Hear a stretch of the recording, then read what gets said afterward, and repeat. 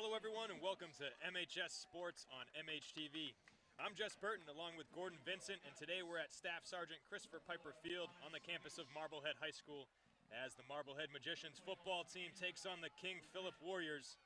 We'd like to thank National Grand Bank for being our community partner in bringing you MHS Sports on MHTV, and stay tuned to the end of the game for the Marblehead Sports Shop Player of the Game. The captains are out there for the coin flip right now. We are about to get underway. Captains for the Magicians: Chris DeWitt, Andy Palmer, Jake Skoglund, Scotty Campbell. And who am I missing out there? Christian Pacheco, how could I forget him? The leader of the Magicians defense. It'll be the linebacker that'll be flying all over the field tonight, trying to keep the Warriors offense at bay. Marblehead wins the toss and defers to the second half. They will be kicking to King Phillip, going right to left. And we watched this team warm up, Jess. This King Phillip team, they arrived a little late on the bus, but once they got here, it was a very impressive warm up. They got some size, they got some speed.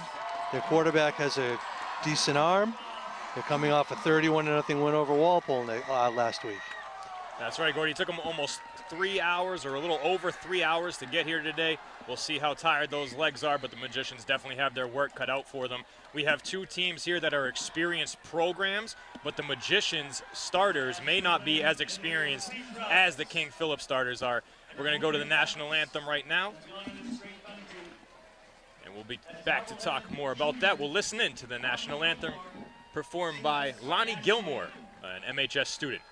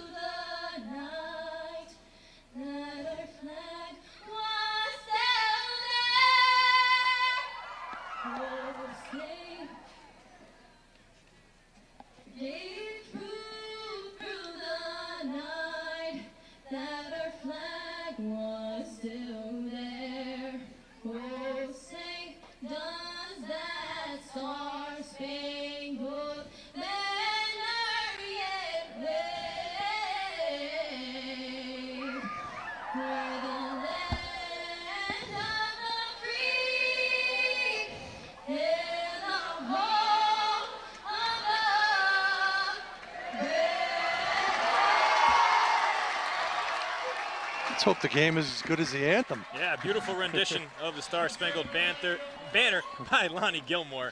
So let's go back and talk about the experience real quick. The Magicians, they won the Super Bowl in 2021, coming off an Elite 8 appearance last year. However, the roster looks a lot different. For King Phillip, they have been to the Super Bowl the last 2 years. They have lost both of them to Catholic Memorial, but they have been there 5 of the last 6 years, not including the 2022 season. But a lot of the guys on this roster, including the quarterback, were in the Super Bowl last year, so the experience is still there, remaining on that roster. How will the Magicians battle that out tonight? Yeah, this is King Phillip is one of the elite programs in the state. As you said, Jess, they've lost the last 2 Super Bowls. They've been to 5 of the last 6 if you throw a 2020. But the team that they lost to is Catholic Memorial, which is arguably the best team in the state, the best program in the state right now. So this is a solid team and a solid program that Coach Lee has put together here. Magicians will start out on defense, and the kicker on national watch, Greg Matorney, will kick it off for the Magicians. Greg has a really good chance of going Division I when it's all said and done here in his Marblehead career. And we are underway here tonight on a Thursday night. And Matorny, touchback. What else? So the quarterback for King Phillip will be Thomas McLeish. He's a senior, 6'4", 185. As we said, we saw him warming up. He throws a good ball. But primarily, King Phillip is a running team, and you're going to see why when you come out and see the size of their line. They've got a running back, their number 21, Andrew LaPlante, is a junior running back, and Aiden Astorino is also a junior running back. They're both around 6 feet tall, and they'll probably get the majority of the carries tonight. They will, and they'll throw Jack Berthum in there. He's a senior fullback as well. He gets some carries, gets some looks. They start out with a handoff, and they're going to pick up a decent chunk of yards. A few. There was more push than there was yardage picked up on the play. But that first carry does go to Astorino. They'll throw Jack Berthum in there. He's a senior fullback as well. He gets some carries, gets some looks. He was their guy last week. He scored their first touchdown in that 31 win over Walpole, which is Walpole's usually a good program out of the Bay State Conference. That score really kind of surprised me a little bit because Walpole's got usually a tough team. Yep, 31-0 was the final, 24-0 at halftime, and they didn't even throw it until about 4 or 5 plays into that first drive. They're going to run it again here on second. And it looks like they're going to get past the line to gain for a first down. Crew Monaco with the initial hit, but it wasn't until, as you said, 4 or 5 yards down the field. And you can see the discrepancy in the size. We were looking at the King Phillip during warm-up, and it looked like they had about 10 linemen who were bigger than anybody Marblehead has. The offensive line, almost everybody is listed over 6 feet, at least 6'1", some 6'3", 6'4". They are big boys for high school, that is for sure. But that's how King Phillip does it. That's what the program breeds year in and year out. Yep. That's how they're so successful.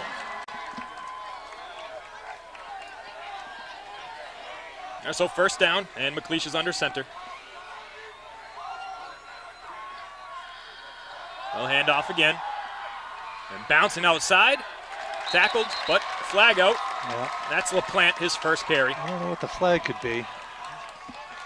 Probably an area where you'd normally think offensive holding, but block in the back. Yeah, interesting call there as everybody was bunched up. You don't see that very much on the inside. Yeah, exactly. And he bounced it outside. I don't think that's the way the play was designed. I think they want to keep it just, and we'll see the play here. He bounces it outside. I think they just want to keep it in between the tackles. I didn't see it. It looked like Campbell got some penetration there. Yeah, it looked like the hole was shut off, and he was forced to bounce left. And that's a good sign for Marblehead because the 3 guys up front, and they're going to rotate as they normally do. They'll rotate interior linemen. But the 3 guys up front are going to be tested tonight. A couple of those guys on the defensive line are captains. That's Skoglund and Scotty Campbell, and Pacheco lined up behind him as linebacker. He wears the white gloves. And Christian's on the move in pursuit of the ball carrier, and he'll stand there and watch a couple other guys make the tackle on the sideline. I thought Pacheco would dive in there late, but that is Scotty Campbell who chases down Andrew LaPlante. That's a really good tackle. It's Andy Palmer. Yep, Andy Palmer got him around the legs, as you'll see. It's a toss with a lead blocker. Yeah. Here comes Palmer, not giving any ground, gets him around the ankle, and then Campbell comes over and finishes him off. You're right. Palmer waited there the whole time. He was ready. So we'll see. Campbell joined him. We'll see if how reluctant they are to put the ball in the air here, because that was first and 20 is a passing down. And now second and about 16 here. Well, as they did in the Walpole game, I think they're going to see what they can get on the ground first because they have that trio of backs they can use. But they are spread out here. Let's see if he throws it. There's a play action fake. Pass outside. Pick up a good chunk there. Cam Quigley, right cornerback, coming up with the stop. Yeah, it's a much more manageable 3rd and 6. Just a little swing pass out to the left side, and there's Quigley. So far, good job of tackling by Marblehead, and they're going to need that tonight. They can't miss tackles against this bunch. No, they cannot, and it was Constantine with the catch for King Phillip. That was one of the keys that I wrote down for the Magicians watching that film against Walpole. They have to make the first tackle. They cannot let the guys break through on first contact or after first contact. McLeish will drop back here. Looking, has plenty of time on third. It's going to be a tight throw down the sideline, and it's picked off by the Magicians. Great coverage by Monaco right there. Crew Monaco all over the receiver, David Holland. It's a rollout to the right, and he just threw it into coverage, an ill-advised throw, if you will. Yeah, it was. With all that time, thought he might make a better decision, and this was tough. Here's the roll right there, and he's throwing in a double, triple coverage right there, and Monaco with a big turnover. The problem last week, Jess, wasn't the defense. I mean, you watched the game. Marblehead's defense was stout and solid, and they just couldn't get anything going on offense. They couldn't finish off drives. So defense has come out again, forced the turnover, and given a lot of momentum to Marblehead right away. That is a massive takeaway for the Magicians on the opening drive. Let's see if they can turn it into points. Here's Colt Wales in shotgun. He'll hand it off for the Magicians' first play. It's back to the line of scrimmage. It's a delay to Salve. Yeah,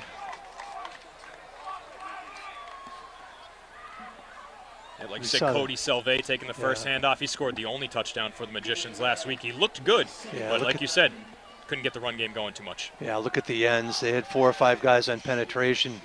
Both outside linebackers were able to come up. A lot of those guys we see on the defensive line also play offensive line for the Magicians. Skoglund is center, and Wales is hit as he was releasing it, and DeWitt also hit. Jarred it loose. Talon King from King Phillip with the pressure right there. Made the quarterback get rid of it a little bit faster than he wanted, quicker than he wanted to, and it was a pass was a little bit behind DeWitt. That was poor blocking on the edges by the Magicians. They were on Wales quick. Now, this is a pretty basic 3-4.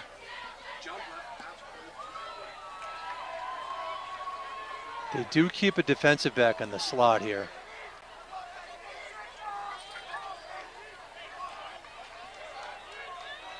They'll try to get pressure with just 3 on third down. Quick pass to Palmer off his fingertips and incomplete. Again, the pass rush made the quarterback throw just a little bit too high, a little bit made him rush. Well, the offensive line's going to learn quickly tonight, aren't they? I think so. Yeah, it's a big group up there. They're fast and they're aggressive, and they don't mind bringing some blitz. So, well, a quick 3 and out by the Magicians, and they'll have to punt after the interception. So momentum killer right there. And Matorni going to show off the foot. Punts it down to the 9-yard line. Should be a block in the back. Yep, flag comes out. This will come all the way back. Yeah, they'll be inside the 10-yard line. A pretty obvious block in the back in the open field. I'm not sure he necessarily needed to. No, he didn't. It was. I think there was the kick returner would have. That would not have been. If that tackler would not have been a factor. There it is, right there. Yeah, he had room to the left if he wanted it anyway. So King Phillip helping out Marblehead with a couple of penalties early on and a turnover. So that's another thing the Magicians can't do. Cannot commit penalties today. They kind of had a bunch, more than normally that we see in their first game. And the turnovers really killed them last week too. There was a fumble. It looked like they were going to go in for a score in the fourth quarter, and there was a fumble. Interception hurt. It was not a clean game for them. Oh, the fumble was killer within the 5-yard line in the fourth quarter with a chance to punch it in. Yeah, so King Phillip's pinned deep in their own territory. And McLeish will go under center.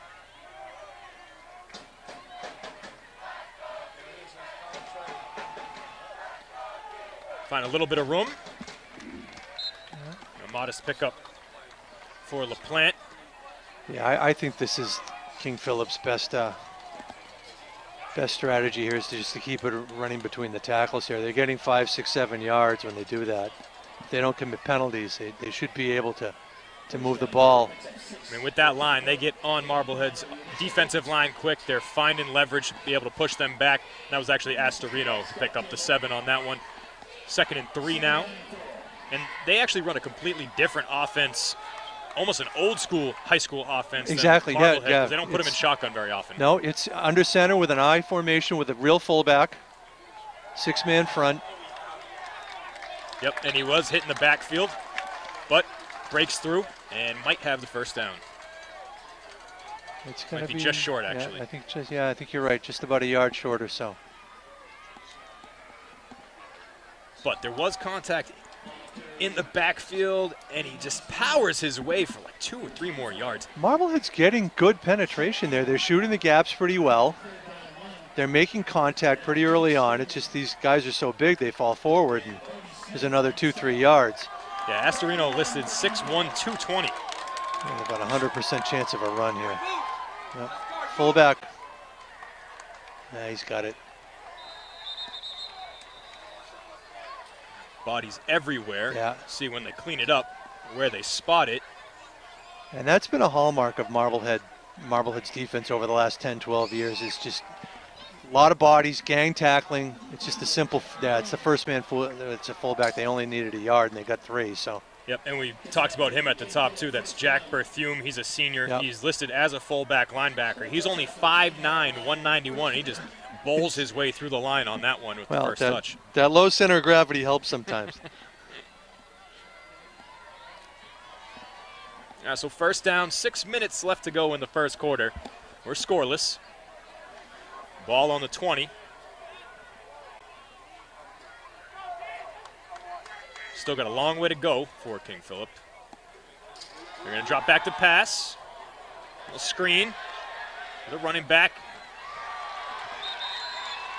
Good gain there. Yeah, and this is a play that we saw them do a lot in warm-ups. Just a little, the running back leaks out into the flat. They just throw the ball over the line, get 10, 12 yards. Yep, and that's Berthume too. And I mentioned to you before when I was watching the Walpole game that they spread the guys out. They send them about 20 yards deep, and then they just dump it down. Stretch the field a little bit with the wide receivers and then dump it off. Yep, yeah. And that's exactly, they were able to create space and take advantage of it. But another good tackle. Quigley came up, and he's had a solid night so far. We're going to see if they can continue that for all 4 quarters. And you get worn down, too. When that's what I'm saying. With these 3 running backs, it's going to be difficult. Huge thing. Yeah, there's going to be a lot of contact. There's your shotgun. Run to the outside. There's some space and more. And they shove Pacheco about 10 yards back as he's trying to make the tackle. The running back keeps going. And that is a huge pickup for Astorino. Past midfield. And now King Phillip's cooking. Yeah, that's Astorino with just a simple sweep to the left-hand side. Look at the blocking he's got out in front. Watch this block on Pacheco. Yeah. Shoves him to the turf. And the man that was also over there on the sideline. Tough to see. Yeah, that's a lot of momentum right there, especially when you're backpedaling. Yep. And those are big guys for Marblehead, on the Marblehead roster that they're pushing down to the turf. All right, so he's back under center. Let's see if they draw up here on first down. I'd assume a run with the bunch formation near side. Yeah. So use those guys as blockers. It's a little toss. Yeah, Palmer makes the initial hit right there. He broke that one, got a couple more yards before looks like Kilroy was in there. Yeah, Kilroy coming Kilroy off a great game last week. He looked impressive in practice when I was there for the fall sports preview. They were giving him a lot of touches from the running back position. Yeah, he's a good athlete. Both outside linebackers impressed last week, and the front 3 impressed last week too. The lines really stood out last week. They really did. There were no sacks. I don't even remember too many pressures. That's such a tough loss for the Magicians. Yeah. 14-10 to Fenwick in the opener. Fenwick winning late. Magicians led 10-0 at halftime. Here's a fake handoff. He's looking deep. He's going to about 15 yards. Missed tackle. And Daniel Silveria, the tight end, gets it down to the 12-yard line. Yeah, it's a nice throw. The play-action fake. Marblehead had to respect that since their running game is so well. Just a little 10, 15-yard pass. It turns into a 20, 20-yard gain. There's the play-action fake. Marblehead has to bite on that. Yeah, the missed tackle. Fortunately, Palmer saves a touchdown. And he's made some big tackles here. Already he's made 3 of them, yeah.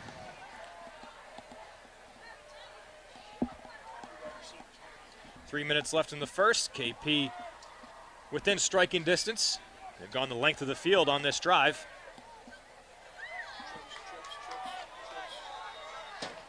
There's a new look. 4 wide receivers. Yep, 4 wide receivers. This is where they screen out of, and they do, but he drops it. Intended for Hayden Schmitz. Luckily for King Phillip, that was a forward pass. If it had been a backward pass, it's a live ball. Would have been another break for the Magicians. Yeah, would have been huge. But I saw that play before against Walpole. As soon as he stepped in motion, knew they were going to go out to him. I'm sure Marblehead scouted it too. I bet they did. I'm not the only one watching film. Oh, yeah. Such a big part of the sport these days. It's great that they have access to it as well. Exactly, yeah. Let's see what he does here on second down. They'll go, looks like I formation. Be careful of the fullback handoff again here. It is to the halfback, and he gets down to the 5. That's a big hole right between the left guard and the center right there. Yep, and it's Astorino again. He's getting a lot of work here in the first, more than LaPlante. And that's going to help King Phillip as the game wears on, having a bunch of different backs. Look at the hole right there, right in the middle.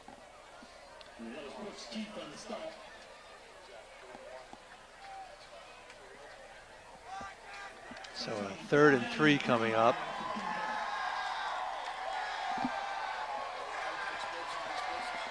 Third and 3, everybody bunched up. 1 wide receiver. Here's the halfback handoff. I think he might be a little bit short. We'll see, the Magicians players are signaling short. About a half a yard or so. Yeah, and the referee's got his fist up, 4th down. All right, so they're not shy about kicking field goals either, but I'm not sure they're going to do that here. With Marblehead pinned so far back and a 3-and-out under their belt, why would they kick, right? I would have no idea why they would kick for it. If these guys can't pick up a half a yard here, I'd be very surprised. This would be the time for the Magician student section to make some noise. They were making some noise in the line. Here they go. There we go, 4th and 1. A short one. Handoff, they get it. Touchdown. And they are in for 6. Touchdown, Aiden Astorino. So it's just a simple handoff right up the middle, right behind those big beefy guys up front. It hit the same spot as it did on the previous play. I think they like that center and the right guard. That A gap. This is nothing fancy right here up the middle. He does a little stutter step to the left and he's in. 1st down and touchdown. And the extra point is good. As you said, they have a kicker, Jess. They do.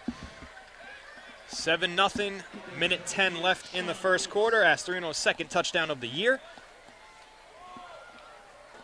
So not a lot of big plays. I mean, that one pass that was about 20, 25 yards, but they did very good job of moving the chains. This is what we expected them to do, is go behind that offensive line with those big backs and just keep the sticks moving. Yep, and use different style runs to get them there. It took them a while to get from the 9 to the 20, but then from the 20 to the end zone, about half the time it seemed. They've worked quick down the field once they were able to use the running game to their advantage and open things up in the pass game. But Marblehead didn't. I mean, it wasn't. They didn't give up a big plays. That was a problem last week. They kept everything in front of them. Yeah, and it was Andy Palmer with a couple of big tackles, and they made certainly King Phillip earn that. Because the big play last week for Fenwick was the quarterback, the 2nd quarterback coming in after the injury, hitting them over the top behind a couple of the safeties or safety and cornerback for the Magicians. And it was that that gadget play, the halfback option too, that really took them by surprise.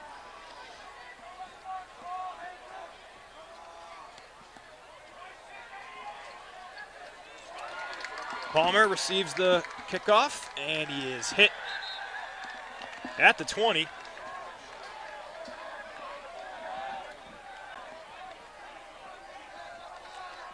Caden Shura in there for the visitors on the tackle.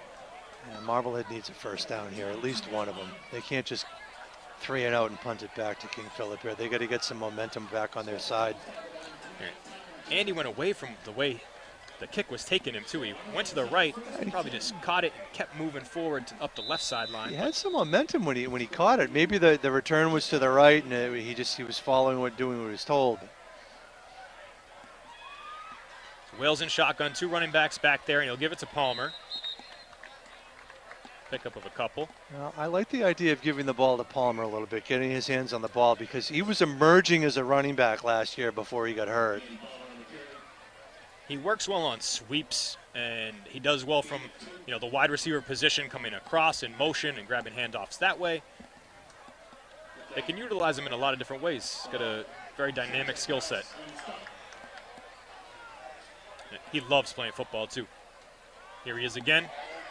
Nice catch. Chased down from behind. His counterpart, number 6, tackles him down on his back. That's Pescioni. I think he's about a yard short here. They didn't give him a very good mark. That was a terrible spot. Yeah. So it wasn't just me. Here's a little swing pass out to the left. At least a half a yard forward. Let's see. Good job by the wide receiver. Oh, they jumped. There we go. Yeah, there we go. All right. Another gift.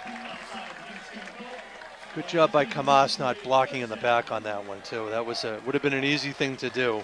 That is such a common thing for high schoolers to do, it seems. So much more common than blocking the back? Yeah, in the upper levels. Yeah. Because they just get over eager, right? And you just want to make a play. And, right. and that's the end of the quarter, yeah. That's the end of the first quarter. 7-0 KP after 1. We'd like to thank National Grand Bank for being our community partner in bringing you MHS Sports on MHTV. We'll be back with the second quarter right after this.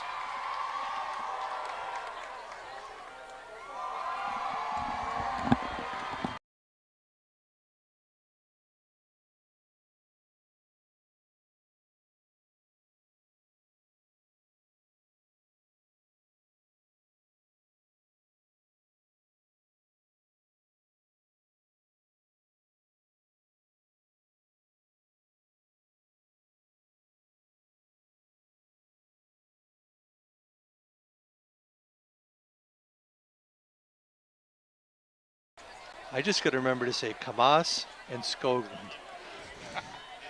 Those are the 2 most difficult names on the roster, most likely for the Magicians. But it's King Phillip has a couple difficult ones as well. I think I got it wrong again. I think it's Skoglund, right? Skoglund. Skoglund. Yes, Hardo. He was our Marblehead Sports Shop player of the game against Fenwick. Make sure you stick around to the end of this one to find out who will be our Marblehead Sports Shop player of the game tonight. Whoever gets chosen by Mr. Vincent and myself, a big jury of people to make that decision, they get to pick up a player of the game t-shirt in the athletic office here at the high school. Make sure they do that. Everybody finds out who gets named player of the game. Colt Wales back in shotgun to start the second. He'll hand off. The sweep to the outside goes nowhere for the Magicians. That's tough after the encroachment penalty to not pick anything up with the quarter break to talk it over too. Sideways is going to be tough against this team. You see they're right on that. There are 2 guys in the backfield as soon as Salve gets the ball. Yep, north and south is the only way it's going to work here tonight.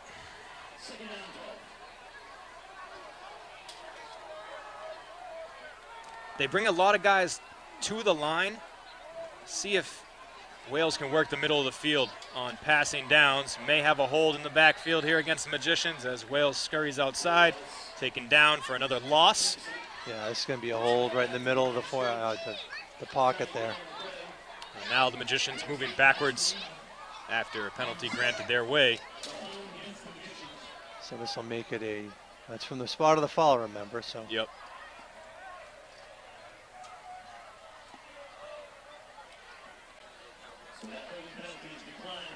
Which might have been on Keefe on the outside here. Yeah, they declined it, Jess. I was thinking that they might do that because it's still a 3rd and 13. I think Wales might have lost a yard on that one. So At least one. Yeah. Yeah, so they'll take the down. Force Magicians into third down. Another passing chance for Wales. He drops back, lets it fly. It flutters on him, and it's picked off. Again, another hurried pass. It might have been tipped to the line, too. Thomas Kilroy, Jr. for King Phillip with the pick. And he was able to wait on that one and play center field. Easy pick. It was just, I said it might have been tipped. No. I don't think so, just pressured. Yeah, it was hurried. I think Kamas was a intended receiver. He was open right away, but he would have been short of the first down if Wales had gotten rid of it when he was open, when he had a couple of steps. A lot more on it to get it beyond the defense there. So both quarterbacks have thrown a pick here in the first half. It's Wales' second of the season. Look at this formation. Yeah. King Phillip back on offense. They'll bounce it outside, and he stumbles down after putting a stiff arm out. Warded off. Quigley around the ball again. Yeah, Quigley has had an impressive game and quarter in a few minutes. Well, you know what Andy Palmer's going to give you on the other side. So you're probably going to go after Quigley, who's a junior. Yep. Test him, and so far he's been up to it. I really like what I've seen from him. He almost reminds me of Andy Palmer last year. Exactly. I remember when Palmer was out there as a sophomore, and he was just making play after play. It was something special to watch.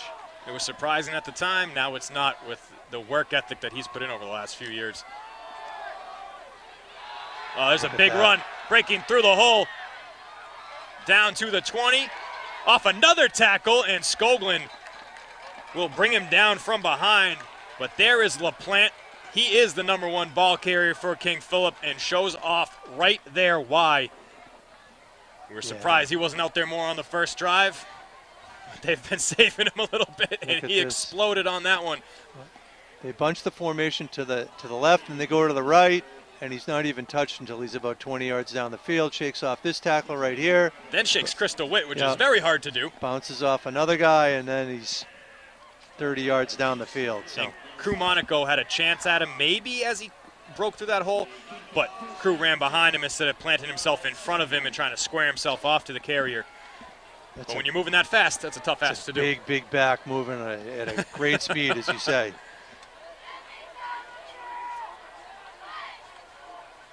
They got two behind him again. Handoff. Astorino still moving and brought down. Yeah, now the holes are starting to open up a bit. That big offensive line starting to assert itself a little bit more. First and goal for the Warriors.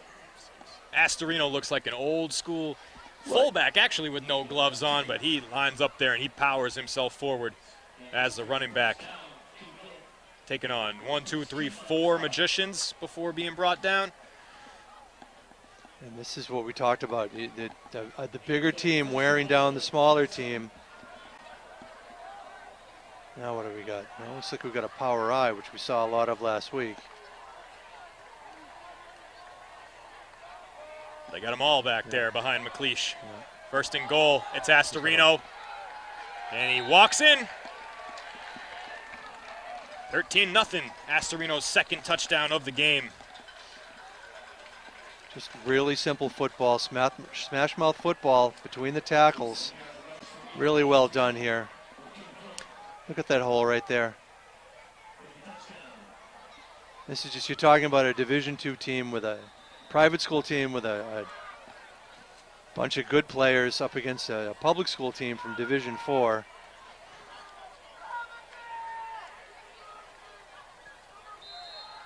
So are you saying they're outmatched? Missed it. Maybe a little bit. There's a bright spot. Shocked he missed that. Extra point was wide right. Doors open. There you go. Take anything, any little glimmer of hope. But that's not how it's been the last few years for the Magicians. No. They have been so dominant as a program the last few years. This is a completely different start to the season than we've seen recently.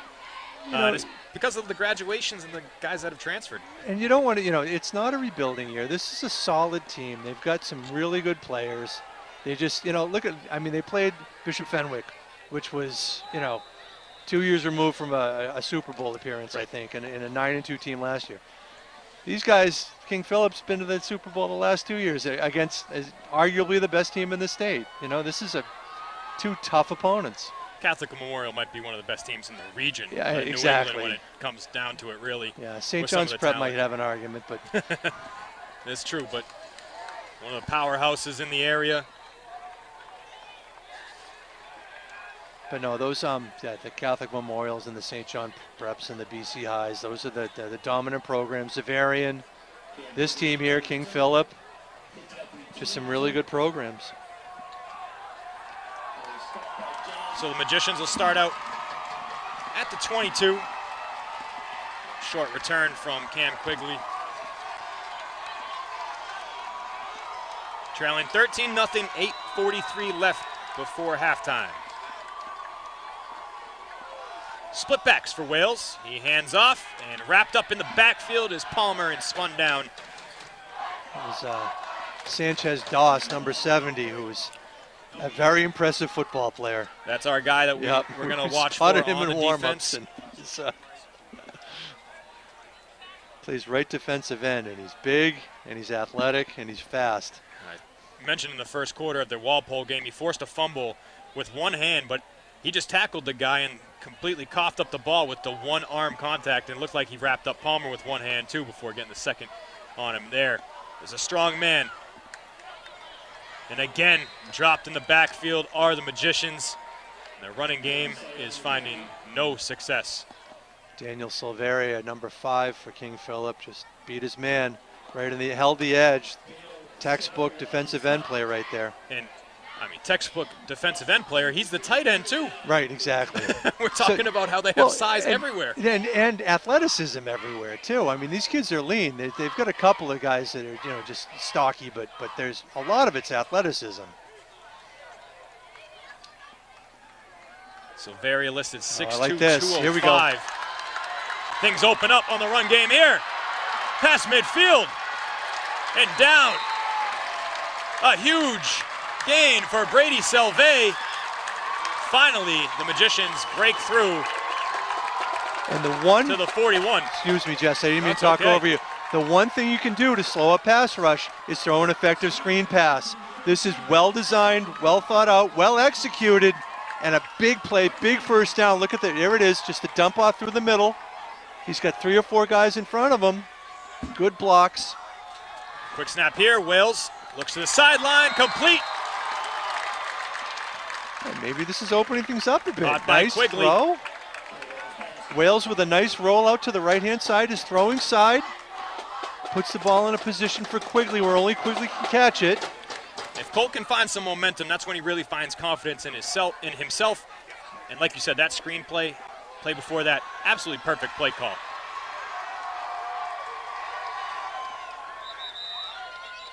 And a false start on the Magicians. Wales pointed to the defensive line, but what was that all about?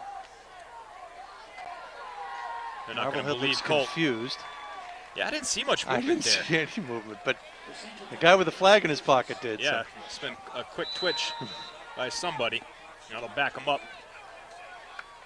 But the screen pass is a really effective way to slow down a rush like this. You let them throw and you just dump it right over the line and execute it perfectly. Yep, and that defensive line is hungry. They're getting after it now. They've found success, and the screen's a way to beat them. See if we see more of it. So a quick pass to the outside, wrapped up behind the line of scrimmage. Good tackle. That stuff is not working. That's Monaco that's Monaco grabbed again, down. Yeah. William Bobleski with the tackle. And do you see the tackling for King Phillip? It's right there. There aren't a lot of missed tackles here either. Oh, that was textbook. Grabbed him right around the waist, spun him down.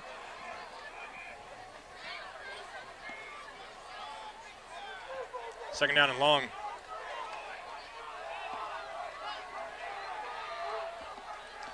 DeWitt in the slot. Screen, Palmer underneath. Room to work with. down to the 22. He's close. He's probably about a half yard short. Again, dump it off right over the line. It wasn't a screen pass. This is more of a swing pass on a rollout. But you find that seam in between the defensive line and the linebackers in the secondary, and Palmer does the rest. That's right. It's Yep. Not a screen. They sent the guys Right. out, made space into a Palmer little right open there. area. Yep. That might have been a busted play. I don't know if that was a quarterback draw or somebody went the wrong way, but now you're 4th down and about 4 here. That is not what they No. drew up on 3rd down. About a yard to go. You're about to overcome that penalty and with a big play, and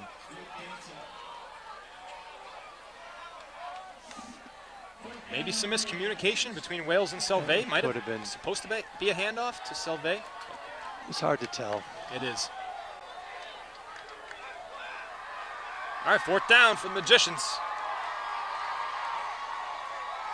Quick pass, Palmer, can he get there?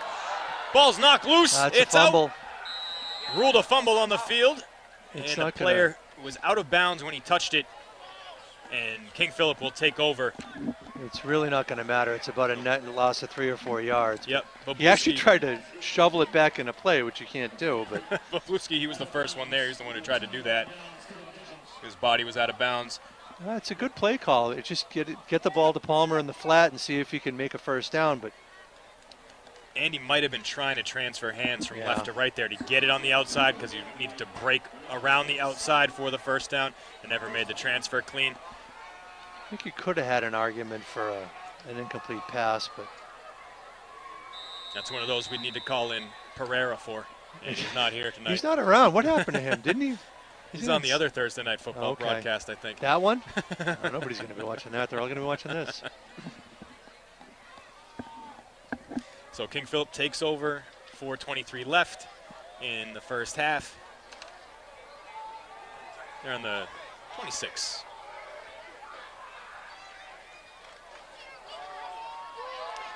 Hand off, again, off tackle, up the middle to the 30. Pick up of a few.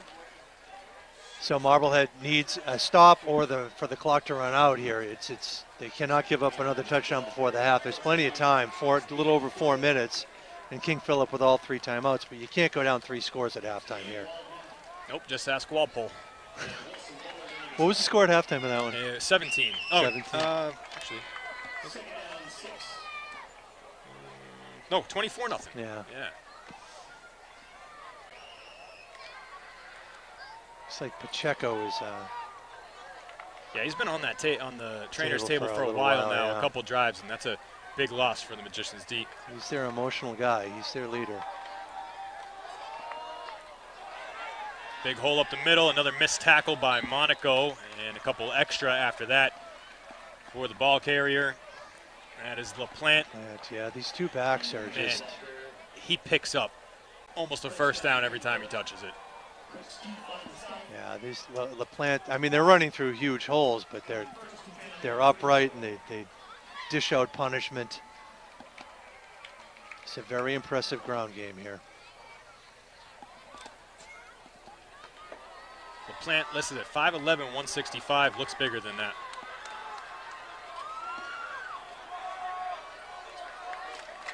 See if the Magicians can try and get some pressure. If this is a passing situation, it is on 1st down. He does drop back to pass, and that is complete. That was a good-looking ball, and it's going to take 4. Oh, the ball's out! There you go. The Magicians force a fumble. They had the wide receiver held up.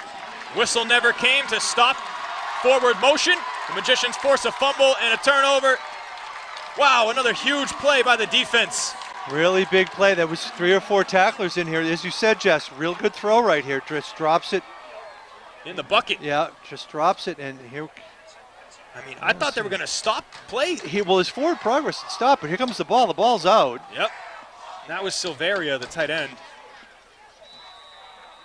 That's another big turnover for Marblehead. Wow.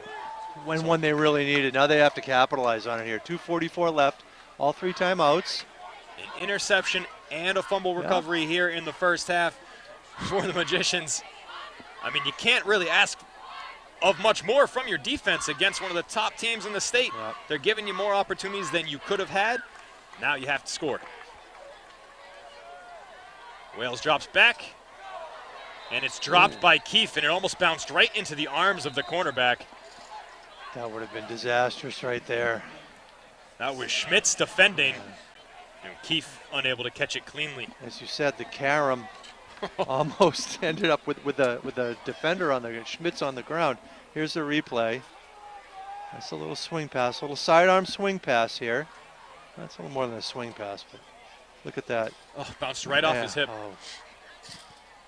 And I think it was kind of caught between both bodies for a minute.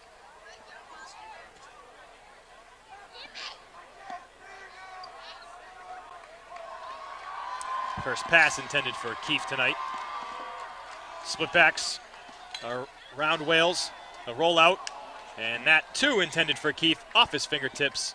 And Brooks pounds the ball in frustration, unable to come up with either of those catches. Pass just led him a little bit too far. Silvera, who's made a nuisance of himself tonight, is probably none too happy with himself after that fumble. Did a nice job. Watch him hold the edge here. He creates a little bit of a distraction and throws the play off a little bit. Yeah, when I was here for practice for the fall sports preview, Rudloff was running Wales a little bit farther back than that for that exact type of situation where he needs to maybe be 2-3 yards farther back than that to make that play around that defender. Long pass from Wales over the middle. It's caught, and Monaco has space. He should go. Crew Monaco. Touchdown, Magicians! This is a big play Marblehead needs, Jess. And a flag afterwards. What's the flag for? It's going to be for a celebration. Come on. So a nice job by Wales here to step up in the pocket, and he hits Monaco just streaking down the middle. And look, just right between two defenders. This is a 70-yard, 65-yard touchdown pass. That's Colt Wales' first varsity touchdown throw. Very nice, very nice. Here it is. Look, watch him step up in the pocket. Yep, Gets avoids the ball a hit. on the run, right between two defenders who kind of bump each other off. And look at the speed. Look at the breakaway speed right there. Yep, as soon as those defenders hit each other, they had no chance to recover. Great route, great vision by Wales to step up and avoid the touchdown. Hit two. 13-6, Matorney for the extra point here. You know, Greg the leg should be true. And it was an unsportsmanlike conduct penalty that will be enforced on the kickoff. Gotta let the kids have some fun, huh? Oh, what is that? Oh, and King Phillip comes barreling through the line. Oh, illegal procedure, which should not impact Matorney much. Now the missed extra point for King Phillip is very much in play. It's, yeah, all of a sudden. Could be a 6-point game. Be nice if they threw up the 6 points on the scoreboard there.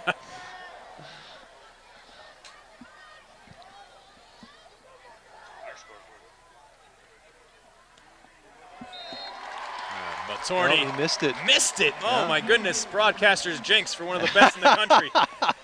Oh, boy. Well, good for one, maybe two a game. You're not going to see 3 of those all year. Oh, all right. So that missed extra point now on both sides. Right. Here's the touchdown again. Look at Wales step up, and you need confidence to step up against a team like this. Look at that. They just bump into each other. But look at the speed here. Monaco just peeling away here. And what did he do? What's the penalty for? Oh, we spun the ball. Oh, goodness.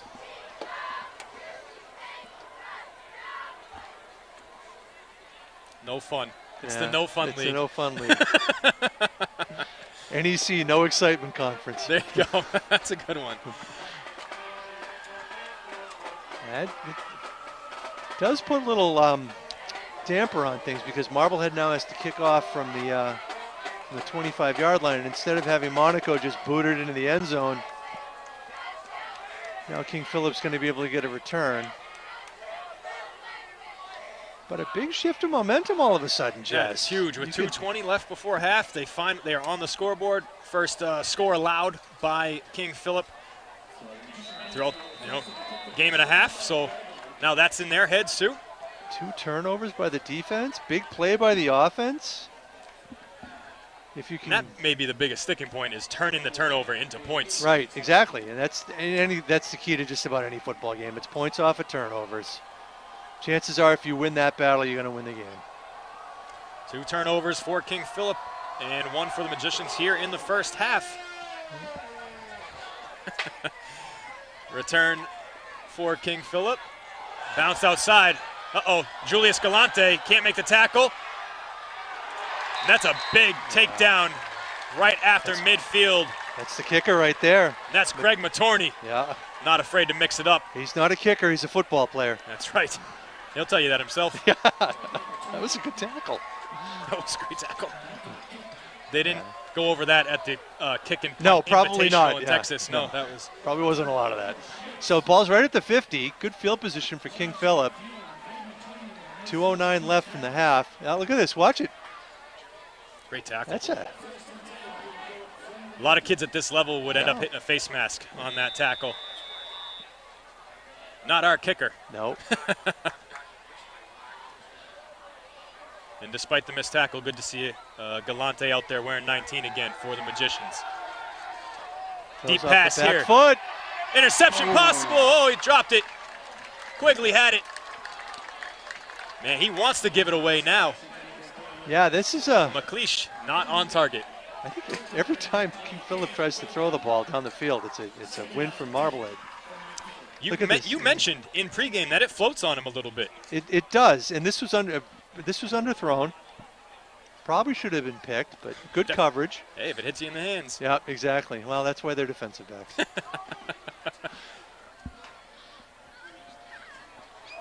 Deion Sanders couldn't catch either, so. You can coach a little bit, evidently. Well, apparently. we may find out coming weeks. I do when they play USC. I do really like what we're seeing from Quigley, even though despite the drop, we already talked about it. But again, good coverage. Solid game. They'll go back to the run game for safety. And my goodness, another huge play from LaPlante. It's just so much athleticism with the size here. This is a student body left. As soon as he cuts outside, right, and he knows he has great vision. He knew when to turn upfield. Look at this. He's got a lead blocker. Yep. The edge is sealed. And a lot of guys at this level would hold on DeWitt there on the outside. No, able to block him with his body, put his hands up to show the ref he's even not holding, and still ward off one of the toughest players on the Magicians roster in Chris DeWitt. You can tell this team is experienced and well coached. Ooh, a little razzle-dazzle here. He's in trouble. That'll be dropped for a loss. That's David Constantine. They try to get fancy with him. You're running between the tackles. You get an 8-10 yards. I'm sure Coach Lee has accomplished more than I ever will. But maybe real good play here. Who's 64? Who do we got? Bullard. Oh, we called his name a lot last week, too. On Fenwick's first drive last week, he had a huge sack. Yeah. No, the defensive line, and we said this before, played really, really well. You give up 14 points, one long pass, and the other thing is you're planning for the starting quarterback. You're planning for one offense. The quarterback gets hurt. They change their offense completely around. They're basically running an old school offense with a power eye that you're not expecting. And I'm not making excuses for Marblehead. They it was a winnable game. I mean, we talked about the turnovers. They fumbled it in the 5. That could have gone up 17-14 at that point and called it a game. And give credit to Fenwick for being able to adjust and have the players to adjust to that. But it was, as you said, Jess, and we'll say it probably all year long. That was a winnable game, and it was one that Marblehead really let get away. So a minute 13 left. Mentioned that wasn't a good play because of the situation you're in. You probably want to get points here before halftime, and they back themselves up. Their kicker just missed an extra point. Probably don't have a lot of faith in him from 40 plus. So they go back to LaPlante, and that's a big tackle. Skoglund in there. Yeah. That may be his shortest gain of the night, and it's 5-6 yards. You're right. It's actually, they were behind the line of scrimmage, so it was about, yeah. Good job by Jake to hold on to him, not let him go. That's a strong kid to be able to take down a back that size with that much momentum. Yep. And we saw that from him in the action that he had last year was the one-on-one tackling, the short tackling. So he's really provided a lot of leadership and and some veteran presence up there. When I spoke to him for the Fall Sports Preview, he really emphasized that he thought the lines were going to be obviously one of the key components, but one of the strongest parts of the team because of the experience, because there's 3 captains on both sides of the ball. And they've proved it through a game and a half that they are going to be a catalyst if this team's going to have any success. This receiver in the slot's got a cushion here. Shotgun snap, it's a pass, it's a short one. Oh, good and tackle. That's Quigley. Really good tackle. He takes down Thomas Kilroy. He read that so well. I mean, it's just a little pass out in the flat. They clear everybody out on the left-hand side. Quigley is having a phenomenal night. Reads it perfectly and holds on. And at least from our vantage point, there's a bit of size difference between those 2 players. A little bit. Quigley able to bite an ankle and take him down on that one. That's 4th and 1 with 32 seconds left. And go ahead, no, Jess. that loss has put them in this position now, 4th and 1, and a big decision to make. Well, I think you just run it between the tackles, but that's just me. But, we were talking about the captains, and there are 5 of them this year, and they're all character kids.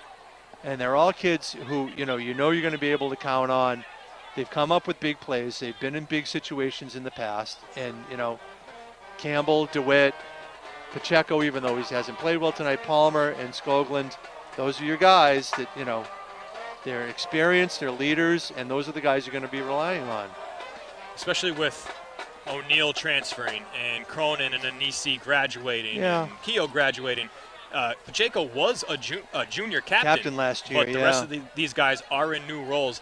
And Coach Rudloff said to me, he said some of these guys, they lead by example, but if you lead by example, then you have to be perfect all the time. And obviously that's the expectation that Rudloff has for his captains, but his players on the field and off the field. That's what his mantra. And they've set the standard so high for so long. Yeah, the last few years for sure. Well, look at this. I think it's going to be a run up the middle. 4th and 1. Fullback handoff, they get it and more. And the pile keeps moving. I think they want to get to the line quick to spike it. I think they have got the first down. So I think they still have 1 timeout left. So they spike it, stop the clock. And to lose first down. But more signs of an experienced team being able to get just up get off the right ground up quickly and, right to the line. Get no formation. Here's the fullback carry. Look at that. Just a flotilla. Oh, but it was actually... It was the fullback who went through. Well, Astorino, we've seen him at the fullback. Well, he's been at the running back, but he for that play was lined up in the fullback position. Looks like he's going to go back there now because they've got LaPlante behind him. That's a tough duo to defend right there in the backfield. Black cleats too. You didn't see that. Pass to the corner of the end zone. Caught. Touchdown. King Phillip. Mason Campbell with the touchdown reception. This is just a fade, a quick throw, a 3-step drop. He puts the ball up in the air, one-on-one coverage with a bigger receiver. 1, 2, 3, and then he just throws it up there. Against Danny Palmer. Yep, Campbell got him boxed out and made the catch. Great throw. It's like going up for a rebound, as you said.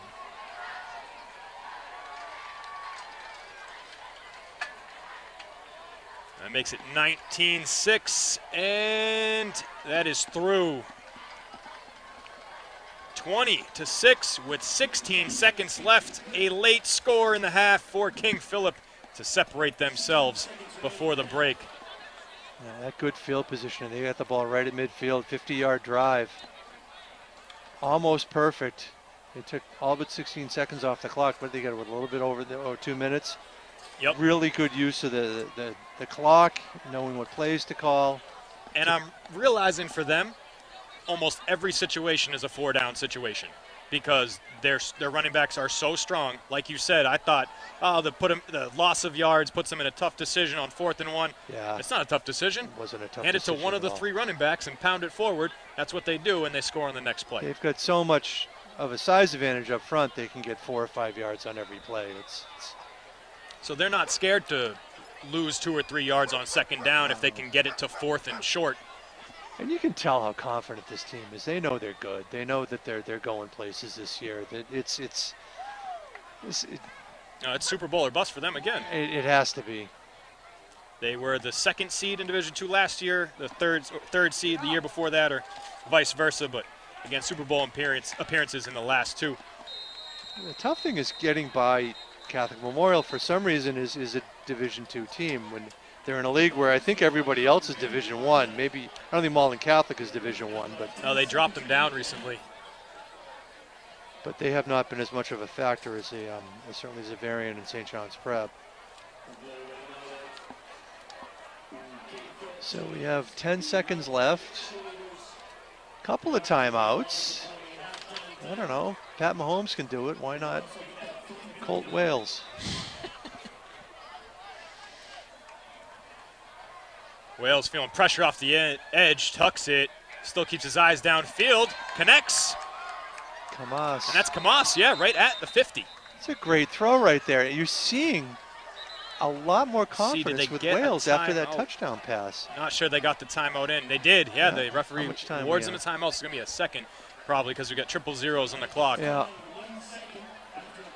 Nice job of scrambling by Wales. He goes to here's the replay. Watch him step up in the pocket. Breaks a little tackle right there. A little sidearm, Mahomes-esque. You asked for it. See? And if he decides to tuck and run there, he's dead in the water. Yeah, exactly. Able to keep his eyes downfield. That's a poised quarterback. Right. No, you can't panic in there. And that's the hardest thing is learning under game conditions how to play quarterback like that. And the only way you can do that is through experience. It's just repetition, repetition, repetition. And you already see him starting to improve. I mean, he threw that interception in the first half, which was first quarter, which was ill-advised. But ever since then, he's gotten a little bit more confidence, and you can see that. He got a couple reps last year in blowouts when Miles O'Neill would exit. He's been behind Josh Robertson and Miles O'Neill for the last 2 years. He's had some pretty good mentors. So 2 pretty good quarterbacks. The junior, Colt Wales, on the final play of the first half. Going to roll near side, throw to the sideline. It's Palmer, and he will just tail his way out of bounds. And Coach Rudloff upset with something that Crew Monaco did, but his teammates will come and pat him on the back. Not sure what that was. Maybe a block downfield he missed. I don't think that play was really going anywhere anyway. No. So at halftime, it is 20-6. King Phillip with the late score to separate themselves a little bit. We'd like to remind you right now that MHTV is a 501c3 nonprofit organization. If you're enjoying this production of MHS Sports on MHTV, please click subscribe on our YouTube page and consider making a donation to MHTV by visiting our website, marbleheadtv.org, and clicking on the donate button there. Visit us on Facebook at Marblehead Television. Give us a follow there. And on Twitter at MHTV Sports. And on Instagram, MHTV Sports 1. We'll be back with the second half right after this.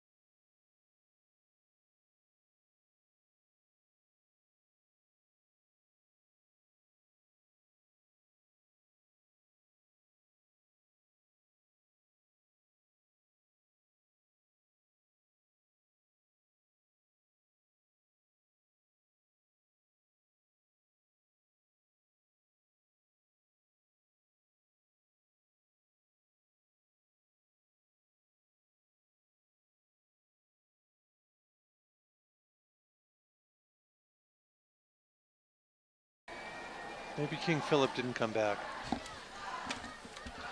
Oh, Welcome back to MHS Sports on MHTV. Jess Burton here alongside Gordon Vincent. We're going to check out some of the highlights from the first half. With the Start out with highlight package. Yep. This is in order. This is the first touchdown yeah.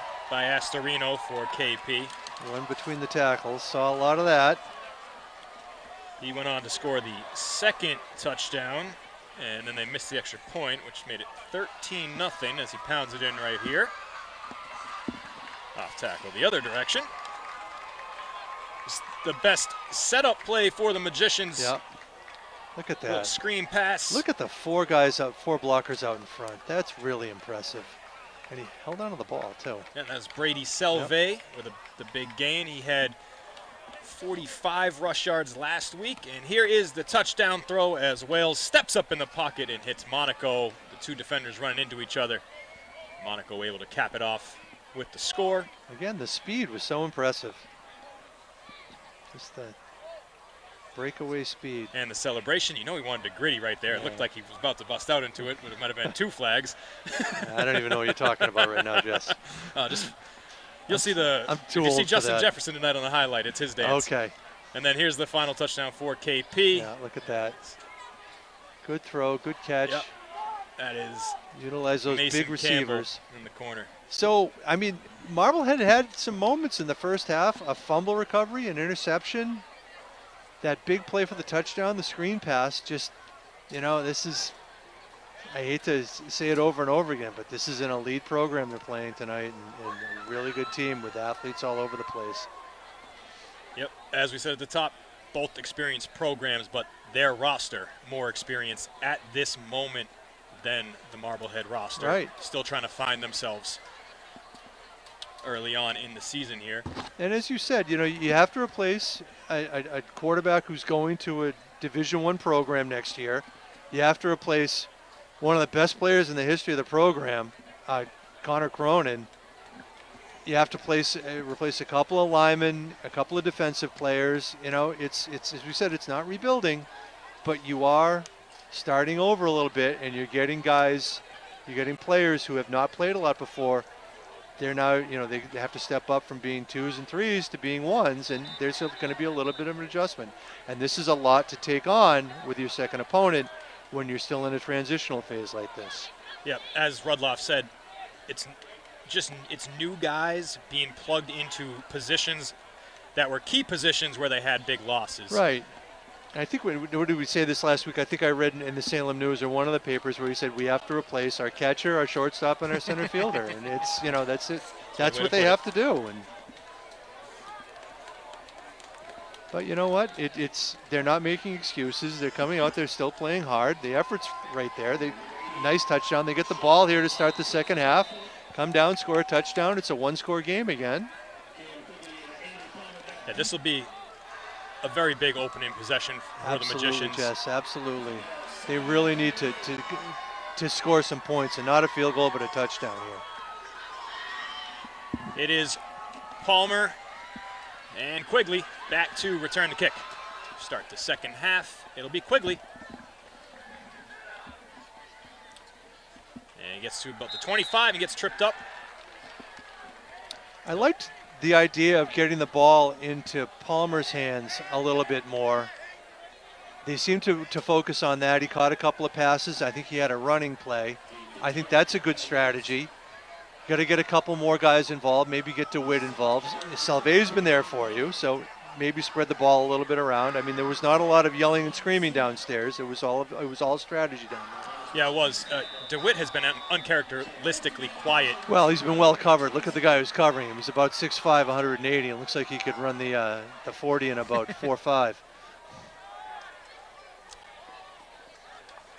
So there is a pass to Palmer underneath. DeWitt was about 8 yards deeper than him. He looked open.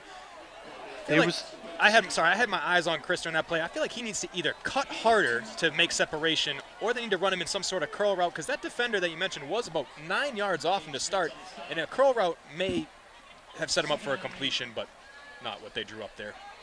Do you like Palmer coming out of the backfield more on those quick passes?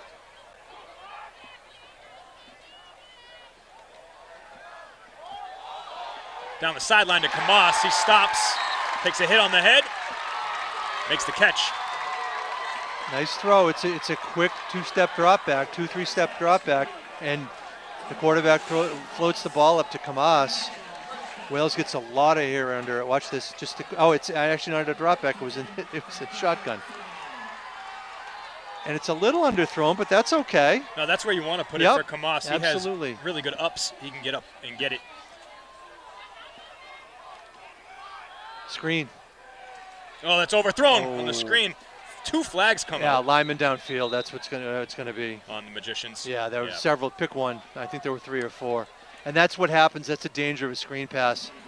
Is that because it was late coming out of Wales? Yeah, I think he was because the rush was even faster than he expected, and he was throwing off his back foot. It just took a little bit too long to develop, and he overthrew it. As you said, I think if the linebacker here keeps his head up, he's probably going to pick it off. But as you can see, there are 3 or 4 linemen downfield. Might have been trying to avoid that lineman coming at him downfield. Yeah. You didn't hear me, but do you like Palmer better out of the backfield or on the quick passes from the wideout? I like him a little bit better in the backfield. And I'll get to that. He's in the slot here. He looked like he got a little bit fast. up. He was quick to take off there. It's going to be. I just like getting the ball in his hands a little bit more, and you can do that more directly when he's in the backfield. You can have him just go out into the flat a little bit easier, or you can hand the ball off to him on a delay. I like him a little bit better in the backfield, but he's a good weapon in the slot here. You've got 2 capable receivers when you've got Kamas and Palmer down here on this side.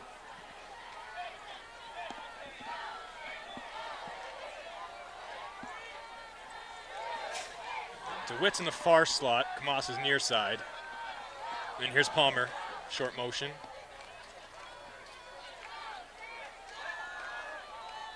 To Kamas, sideline, caught. That pass rush just comes so fast. Wales ready for it that time. No, he was. He's getting rid of the ball very quickly tonight. And you can see, as we talked about, his confidence is growing even more in this half. And he's adjusting to that. He really, rush. yeah, well, he has to or he's going to get killed.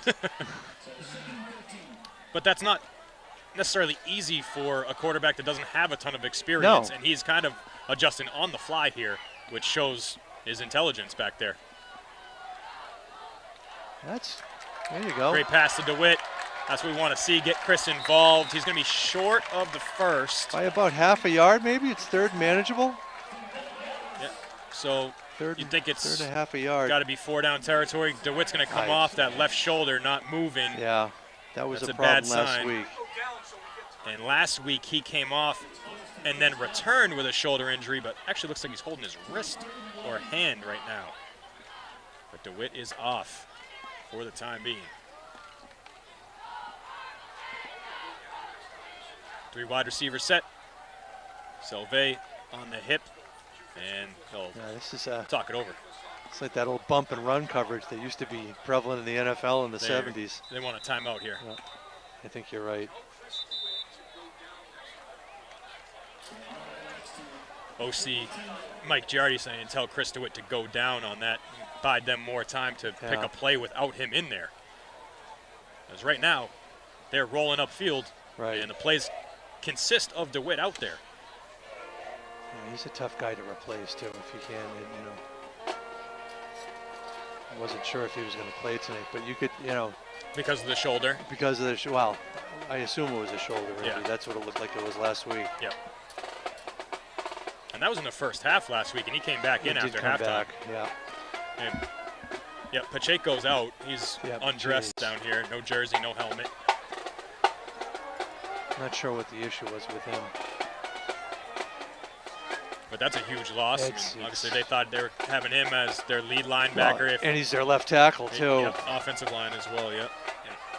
A massive part of this team. A 2-year captain, first junior, named captain in program history last year. Yeah. Tommy Franklin has stepped in at left tackle.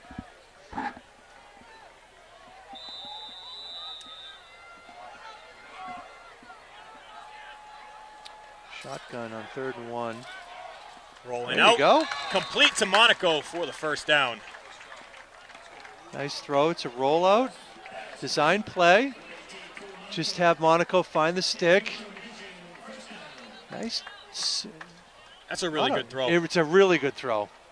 It's only where Monaco can get it. It's towards the sideline. It's got a lot of zip on it, too. That's one of the better balls he's thrown. On the run, tough. Wales showing us something here on this drive to start the second half. They burned a few minutes off of it, and there he goes and makes a mistake. Looks like it's picked off. It is picked. And, that didn't hit the ground. We had a good look at it. Maybe miscommunication there. We're going to have to look at the replay. I'm not sure what happened on that one. Looked like he was throwing it to an area where there was not a receiver. I told you I'm good for at least one, maybe two jinxes on the night. So we've gotten that out of the way. Yeah, again, a little bit of a scramble. Throws off his back foot.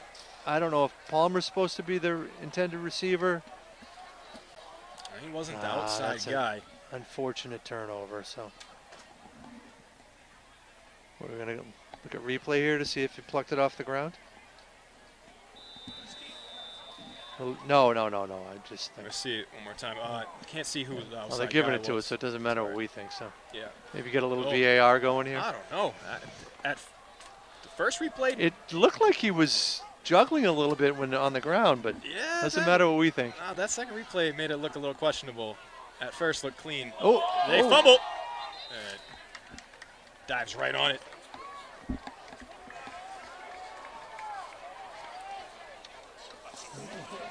McLeish, almost an unforced error, but that's able to suffocate it on the turf. Look at the exchange. They have not made a lot of mistakes tonight.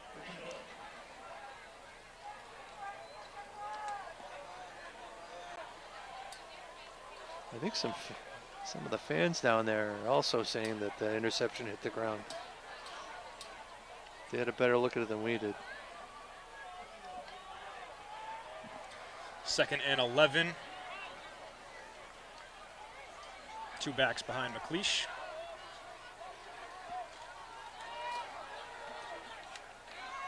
Banis for the That's tackle. LePlant. Yeah. Powers his way forward.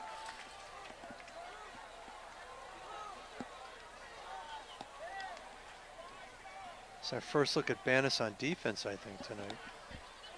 I think he's playing the position that Pacheco normally played. DeWitt back in the game, too, which is a good sign. Yeah, that was a good tackle by Banis. Yeah. If he is filling in, that's a good start for him.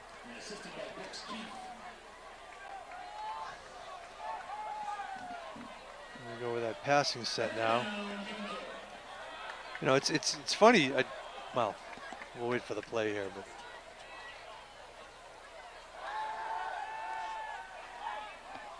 Oh, we dropped And the pass is dropped. Let me see a punt here. Uh-oh. It's Berthune. Is there a flag? No. Yeah, no, he just tried to run with it before he got it. It's just a flat took drop. his eyes off it. Yep. See it here. Had space to work with. Couldn't make the catch. Yeah, no, he tries to head upfield and he just drops it. Would have had he a knew blocker. it too, yeah. Would have been one-on-one with Palmer. Yeah. Upset with himself, and should be after that one.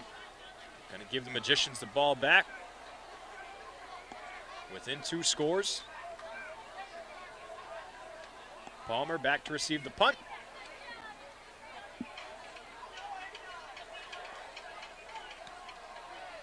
And it's McLeish who does the punting as well. Palmer picks it up on a bounce. Good block. Runs onto the back of Monaco, is driven out of bounds to the sideline. A flag coming in. No flag. And there was some extra. Good job by Monaco to square up to his man and not get called for a block on the back. The point I was going to make before the drop pass was that at the high school level, most offenses are either under center or shotgun. This team, King Phillip, they can do both. We saw it last week with Bishop Fenwick doing both, you know, under center with one offense, with one quarterback, and throwing with the other. It's rare at this level, and it's tough to defend. Here's Palmer on the pitch. He's taken down, maybe gain of 1. So when you've got that versatility, it's a sign of a really good team, was my point. So. And you got to get the defense prepared for 2 things right, that the exactly. team does well. It's not like they run it really well and they really can't pass it. No, this team does both well, so the guys got to be on their toes on every play.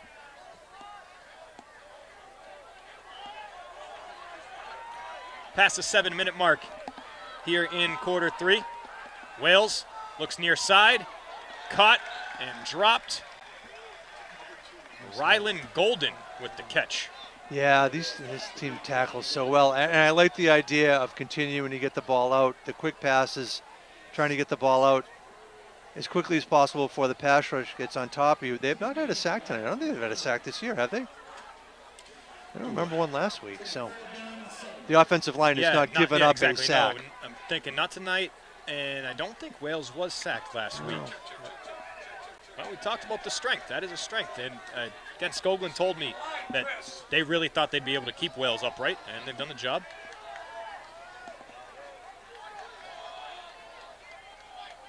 Get some Wales shown adjusts blitz there. here.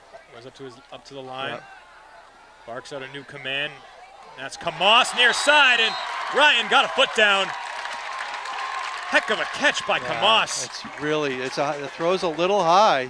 He's got great hands. He really does. 3 for 3 for number 3 here in the second half. And that's obviously they've talked about going to him a little bit more. He's one of their more sure-handed sure-handed athletes. They like out here. Yeah.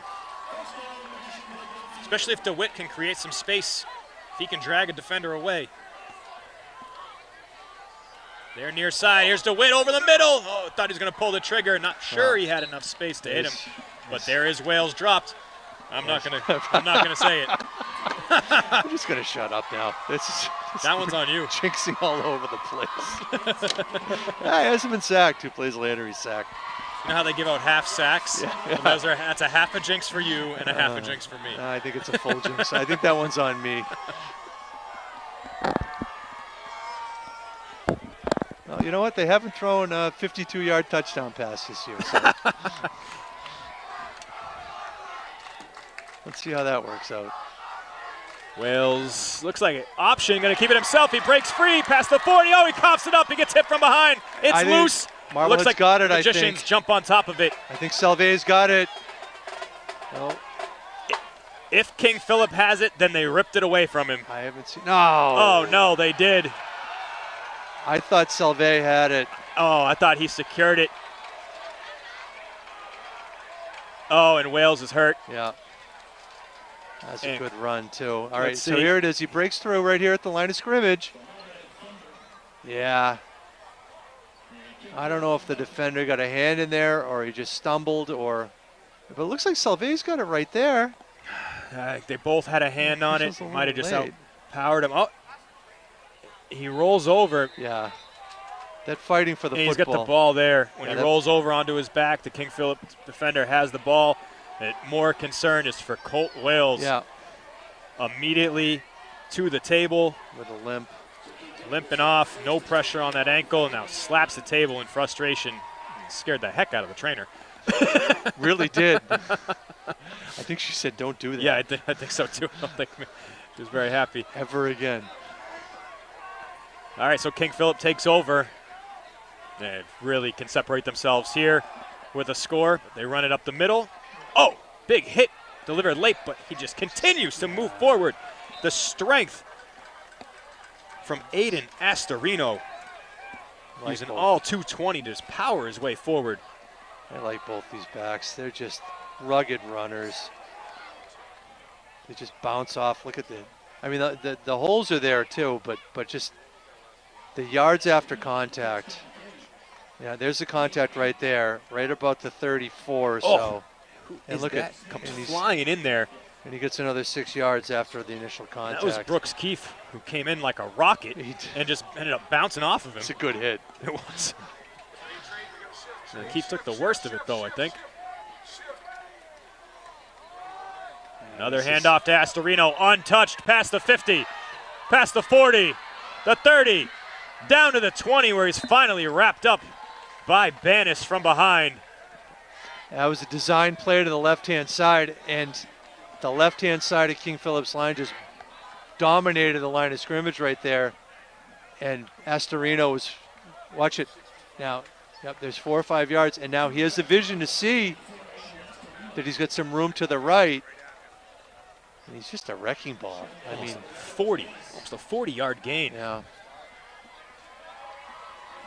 As we talked about before he was even touched. Yeah, the bigger team wearing down the smaller team, and this is when it's a good night for football. A little warm. The players should be too. I mean, we won't see the cramping we saw last week because we don't have the humidity, but definitely you're going to see King Phillip starting to wear the Marblehead line down. It's just incredible that Astorino has had so much success, and now he's off, and they bring in LaPlante, Right. who's their number one back. Yeah, exactly, the number one, the best back in quotes. He's going to go off tackle. Bannis wraps him up, and Bannis with those strong arms able to bring him down. He's made a difference. Bannis has been involved when he's been in there at middle linebacker. Yep, now getting a chance on defense in place of Pacheco, and he's going to want to make up for last week. Don't want to talk about it very much. No. Bannis coughing up the fumble when the Magicians had a chance to take the lead within the 5-yard line on his only touch from running back last week. Tough night for Bernardo, who is a fan favorite, a team favorite, one of my favorites. So it's good to see him getting in there tonight and making an impact on the other side of the ball. Sure is.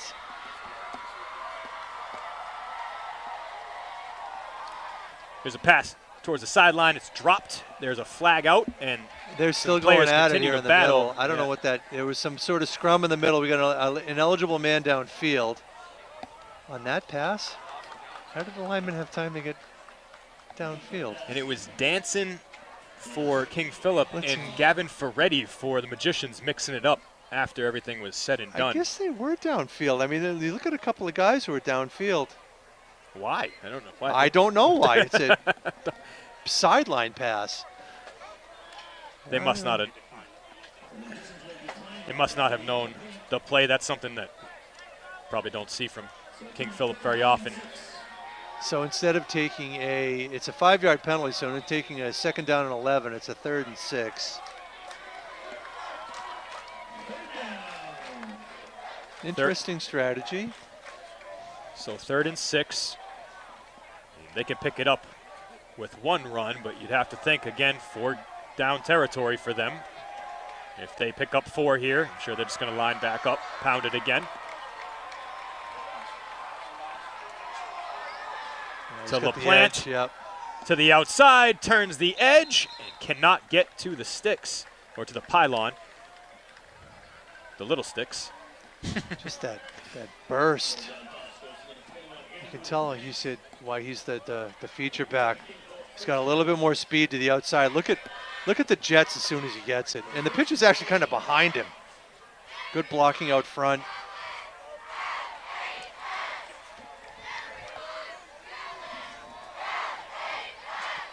If you have a running back that can turn the corner like that on the sideline in high school, you got a special back. Yeah. Not a lot of guys have the speed to get around the edge He's like gonna that. Score a lot of touchdowns. Yes, you will. He's only a junior too, right? They're both juniors, both of these running backs. Wow. Let's not schedule them next year. Up the middle and in. That's LaPlante. His first touchdown of the night, 3rd of the season. Makes it 26-6.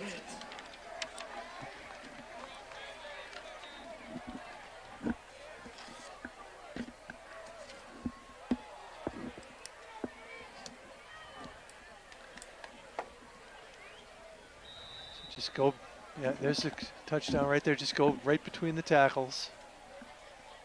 It's been their forte all night. They've shown some other looks, but when they need 4 or 5 yards.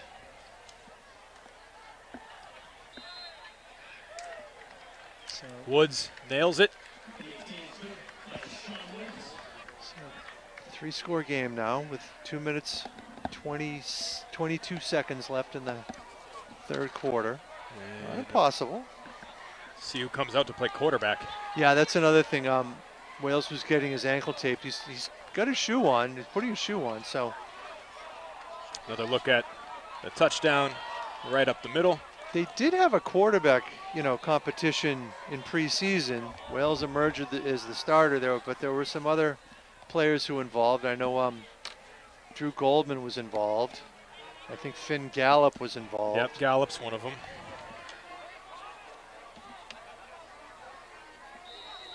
So it's not, if Wales can't go, it's not like they're don't have anybody who hasn't taken snaps before. Yeah, it's a little bit of a. And he's gimpy. Yeah, and he led the team in rushing last week against Fenwick. So if you take that part of his game away, it's going to make it that much more difficult for the young quarterback. And Quigley with the return to the 21, wrapped up by 2 King Phillip players. Such sure tacklers, and that's the special teams too. These are, those are 2s and 3s that are on the special teams. Yeah.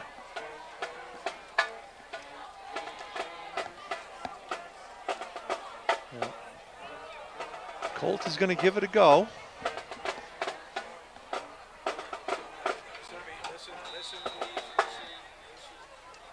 .2:15 left in the quarter. And Wales looks to the sideline for the call.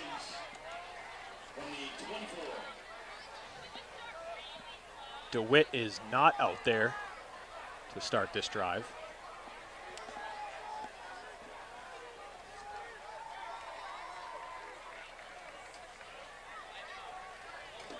Selve on his left, a high snap, caught by Wales, low throw in the backfield. You better get on it. Did they? Yeah, they called that a backward pass. So that's gonna. Oh boy, that's about a loss of Golden 11. Jumps on it. He was the intended target, but that's a loss. And you see the pass rush right, and here's a replay. Look how quickly the pass rush gets on top. They bring a little bit of, and they're not. It's not a full blitz. Yeah. But Golden didn't hold a block. A couple guys just aren't holding their blocks long enough before they're trying to break out to get to a block to help the screen pass or the out pass. But it's sort of a read and react type of rush. That was our guy, 70, our guy to watch there. That was quick on him. Here's a pass out to Kamas, and he's sure-handed again. Nice catch by Kamas. Throw to him every time. They're going to bring up about a 3rd and 15 here, so. That we talked about him, and I was just mentioned, I said our guy, but number 70 for them, Seidel Sanchez Das, he is a monster on that defensive line. He's big and he's quick, and he lines up all over the place. Now he's over the center. He's lined up a little bit at defensive end sometime. He's listed 6'3", 266. Okay. Yeah. See, now they have 7 guys up on the line. And he's coming at him. He takes on 2 guys up the middle. Wales throws it to the sideline, overshoots Kamas. They just have to get, Wales has to he has to get rid of the ball so quickly because the pass rush is on top of him, and it's because of the size differential. And as you said, this Sanchez Doss is made a living in the backfield today. He just shoved Skoglund and whoever was next to him into Wales' lap and made him throw that quicker than he wanted to. These are just, they're just superior athletes, and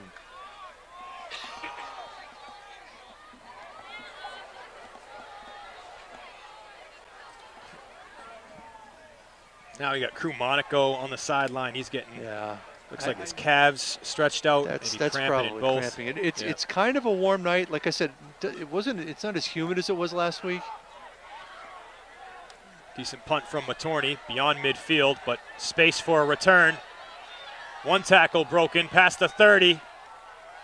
Still on his feet and finally taken down at the 20 after a 40-yard return.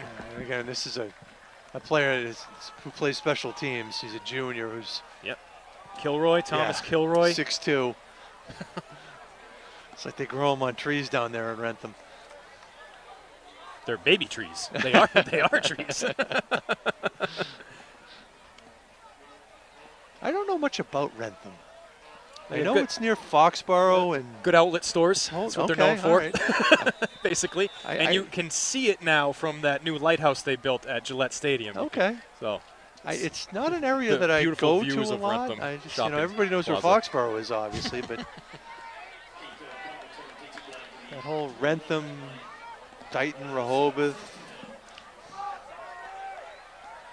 Whitman, Hanson. It took them about 3 hours to get here. It's not a familiar area to us. On a school bus, too.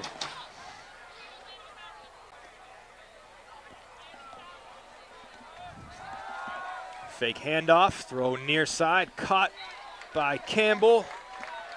Who's that with the tackle? Tommy Carlson. The tackling has been, when the one-on-one tackling has been fine. It's been the backfield tackling. Well, it's just that they're getting overpowered. I mean, look at 78 down here. What's he? It's Sean King, 6'1", 280. 280, You my know, goodness. Marblehead doesn't have 280. 73 is 6'2", 287. Yeah. We got I didn't know we were playing a college team tonight. 6'1", 257. We'll keep looking at the heights and weights and breaking down the roster as we head to the end of the third quarter. Marblehead doesn't have heights and weights on its roster. I'd like to thank National Grand Bank for being a community partner in bringing you MHS Sports on MHTV. The fourth quarter is coming up next.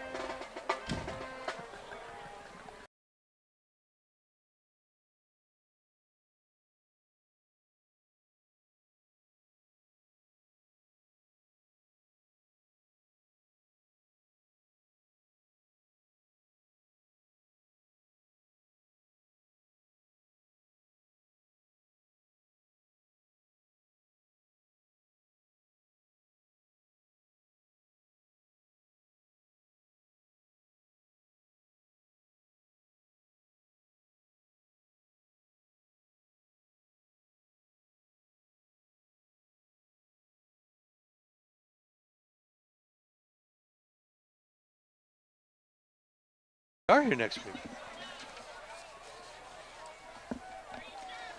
Welcome back for the fourth quarter. 27-6. And KP threatening for more.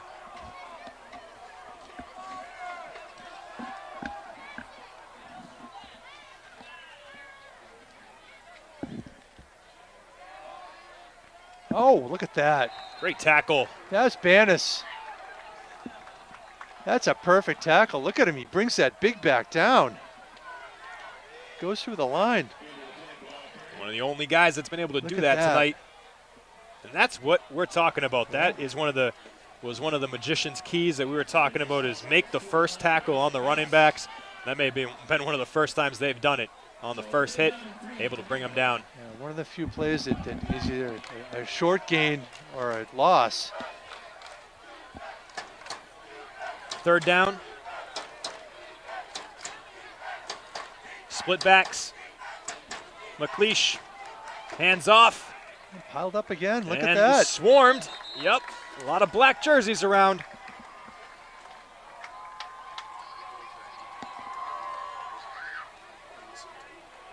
Interesting Astorino decision here. 4th and about 3. with the carry.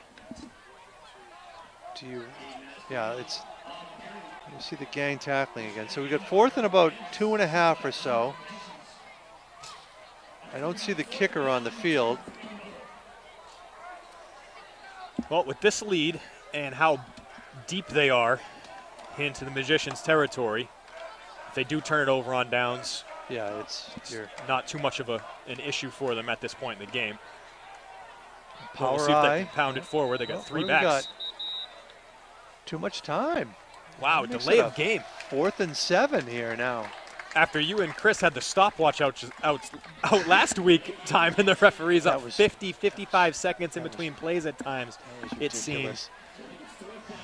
It's good to see him with a quick trigger here tonight. It was driving Chris crazy, which is usually a good thing. But It was driving the Magicians crazy too, and the I coaching was- staff. Well, nuts. there was one play that took. It was, what did Chris say? It was like a minute 5 off the clock or something like that. It was just. I mean, they just waited and waited. It was not the most crisply officiated game. This one tonight has been good. Yeah, this crew's This been is- good. Yeah, I agree. they're right on top of it. So they're going to go for it here too, huh? 4th and 10. Yep. And power eye to the Looks left like they're here. going to stick with the same play probably. Yep. Fake handoff. He drops back, finds the fullback. And It's Berthume, and he will not get there. I don't think he's going to be short. they're going to give it to him. Are they really? Yeah, My goodness, tough to see because the chains it are on is. the far yeah, side the of the chain's field, on the right? far side. So, but it's a 1st and goal just at the 10-yard line. He needed to get to the 12. Oh, he fell past the line. Yeah, there's that power eye again. Yep, near side hash. A lot of field on the right side, but they go right up the middle. They don't get in. LaPlante diving forward with it. Still got about 4 yards, though. Yeah, this has been there all night. Just anything between the tackles. Look at the push they have on the middle of the line. That's where that Gunny Fehrenbach upended. 286, 280, 257, 260, 287 comes in. And it's not to say that Fehrenbach, Bullard, Skoglund, they're not small guys. No, they're not. They're It's not. They're just it's a Division II team, a private school team against a Division IV public school team. Right, and those guys will have their matchups where they're able to dominate too. It's just not tonight. Fake toss, then a clean handoff. LaPlante, a couple more. Inching his way closer. It takes time off the clock too, so. I mean, they're probably not in any hurry to really punch it in. No, they're not. And they're not, they're not throwing long passes down the field too. This is not a. No, this is burn it time. Yeah, they're not trying to embarrass anybody here. So this coach, Brian Lee, is the son of the former Walpole coach, John Lee, who was a legend back in the 70s and 80s. If you've been around that long. We're on balance. We're on balance now. Toss to the outside. That's. DeWitt had him not going to initially. get there. Yeah, I thought DeWitt almost horse collar tackled, but might have just grabbed a little jersey. Looks like he's playing with one arm. It does. Valiant. But yeah, he slowed the play up and strung it out a little bit. Yeah, it's a toss. They got an unbalanced line to the right. It looked like DeWitt was held a little bit there too. Yeah, I think so. I think he would have got there. I think he was held. They might have missed that one. 4th and 4. Honestly, they got North Andover next week. It's going to be a tough matchup, too. If DeWitt is not right, you might want to sit him for a week. Get him right. It's tough to tell a kid to take a week I know. off. Empty backfield. No, this is coming back. Flags out. Yeah, it's not. Touchdown, but it's not going to count. No. Illegal procedure, which is going to move it back to about the 9. Yeah.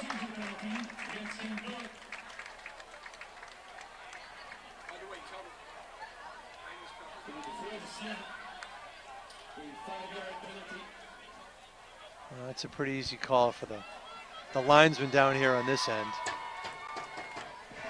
Yeah, so we have so we're here for North Andover next week. North Andover plays tomorrow. They play Beverly tomorrow. Their first game. They did not play a week 1 game, and then after that, the Magicians go to Peabody. They actually have a 3-game road trip after that. Yeah, the way the schedule is, they started out with a trio of home games to begin the season. Yeah. And Peabody, Masco, and Beverly all on the road. It doesn't get any easier for the next 4. So. No, it's a tough schedule. Well, you know what? They've been a good program for so long that their schedule is going to be tough. And the way that the playoffs are seeded now, you have to play teams with winning records if you want to be a high seed. To get your opponent's points, yeah. Right. It's very wonky. Yeah, you can't play Cupcake U anymore. No, you can't anymore. Oh, boy. And there's a touchdown pass to Campbell, his second of the night. Yeah, they just put 4 receivers over on that side. Oh, we're not going to get a penalty for that? Okay. So spinning the ball is a no-no, standard, but doing the Watusi over there is okay. Yeah, look at that. That's 3 receivers to the right. I'll teach you the gritty. You teach me the Watusi.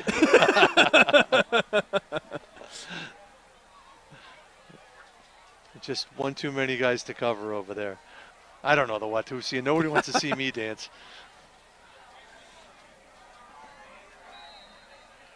Extra point. It is good. I have a feeling this is the best team we're going to see all year. Well, I don't know how good Peabody's going to be. I mean, they have to replace their quarterback from last year. That kid was just Lynch. Yeah, he just came in here and just started firing peas all over the place. He was phenomenal, but he's gone. They still have high hopes, though. Well, they beat Revere last week, 35-0, and you never know how good Revere is going to be. I mean, they've had a couple good years and mostly down ones, so I was going to say, you never know really how bad they'll be either. it's really don't know with Revere. I mean, they're well coached. They're just, it's just getting athletes on the field. They've had some years where the program's been okay, and some where they just, and then they had that incredibly long losing streak to Winthrop on Thanksgiving where they would just give games away at the very end. Palmer takes the kickoff. Had a little bit of daylight, but it closed on him. He's wrapped up, taken down about the 29. Tackle made by Berthume. You talk about the strength of schedule and everything and the opponent's points and all this other. I was trying to explain to somebody who doesn't really know much about high school football about the whole rating system, and it was like, I don't know, it was like integral calculus. Oh, yeah. It's impossible to explain. It's all percentage points when it really comes down to it. It's a math equation is what it is. But your basic premise, Jess, is what you were talking about, is if you play a bunch of weak teams, even if you go 5-0 against a bunch of weak teams that have no opponent points, you're not going to make the playoffs. As we see a new quarterback in here, we see Finn Gallup. Sophomore Gallup. We're seeing a lot of hands off on his first snap to Selvey. He's wrapped up behind the line of scrimmage, or right at it. We're going to see. We're seeing some. The first teamers come off the field now for King Phillip. We're seeing some. I'd probably take some first teamers off for the Magicians as well. Just don't want anybody else getting hurt. You got DeWitt hurt, Wales is hurt, Pacheco's hurt. Yeah, we'll see how Wales is next week. And we haven't even seen J.J. Pollender, who's a wide receiver threat. He's hurt. Of course, you mentioned Pacheco, right? Yep. This is Palmer. Oh, and he gets hit from behind. Could have gotten crushed. I think the guy held up a little bit. And the Castro with the tackle. Andy Palmer, his season cut short last year with a terrible knee injury. So I know he's excited to be back out there. He told me himself, but it's really great to see him back out there, and hopefully he can play a full season here. And I feel like I could talk about knee injuries because I got two fake ones, but the hardest thing, and we'll get to after the play. Gallup downfield. There's DeWitt. Makes a move. Shakes a defender and falls across midfield.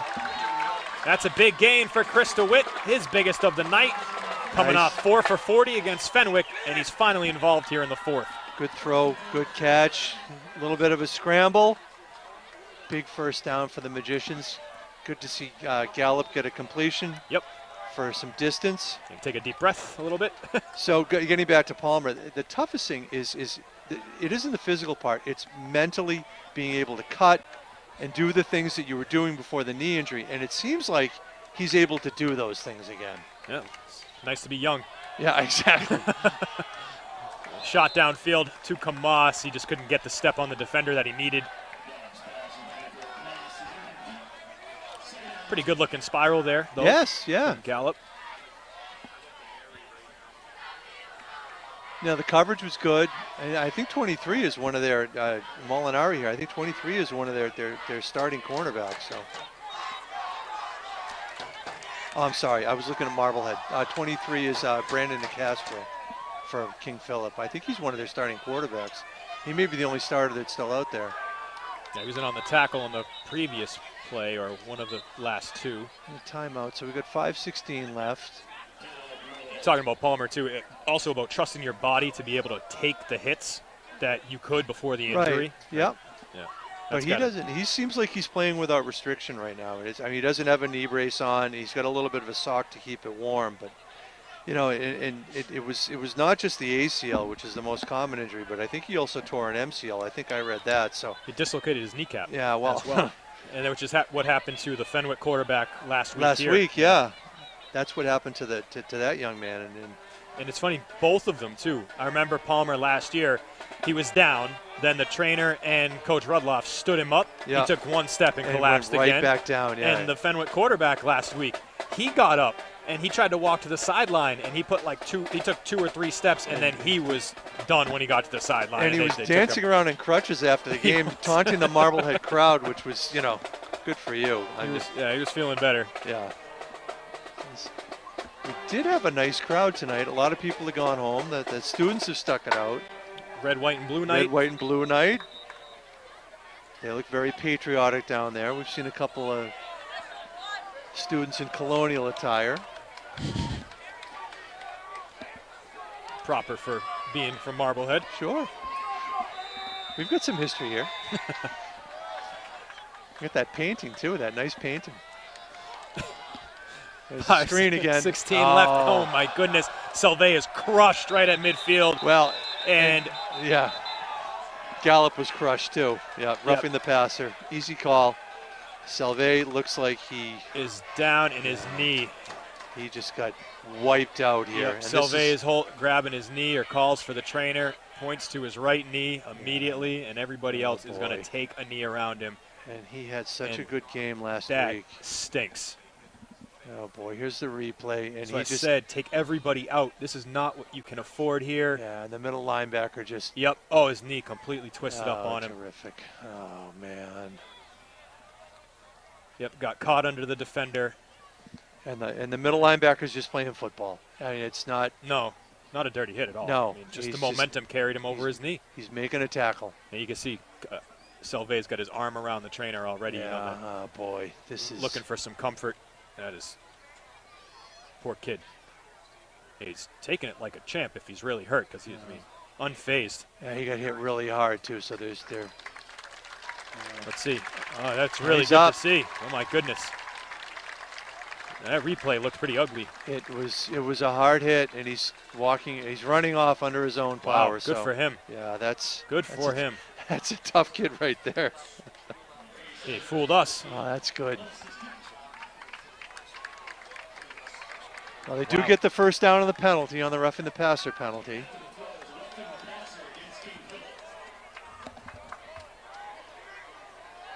Now can we get the starters out? No more injuries. Drop back from Gallup. Don't know how that was caught. I don't know how it was caught. Toughest one of the night for Keefe, and he holds on. Wow. He dropped two earlier in the game that were off his fingertips. That time, defender hits him as soon as he catches it.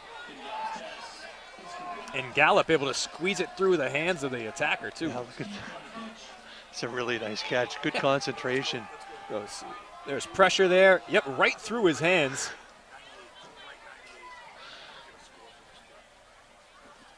And Keefe was the one who, in the first half, had it bounce off his body and almost right to the defender. Yep.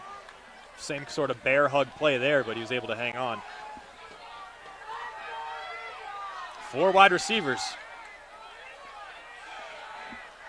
Quarterback keeps it himself. Yeah. That's a wise decision right there to sort of, to knowing that your receiver wasn't open, pull it down and get what you can out of it. Probably only a half a yard, but at least it's a positive play. Yeah, he had a little lane for a moment, and I think tucked it as soon as he saw that opening right there. Right there, yeah. And then the defenders got off their blocks. These guys are so athletic. I don't think that was a design QB run. No, I think it was, he pulled it down. Yeah. It was, receiver was not open. But he doesn't have enough time to go through progressions. It is one and done. Yep. He's not looking off receivers. We're going to call a timeout.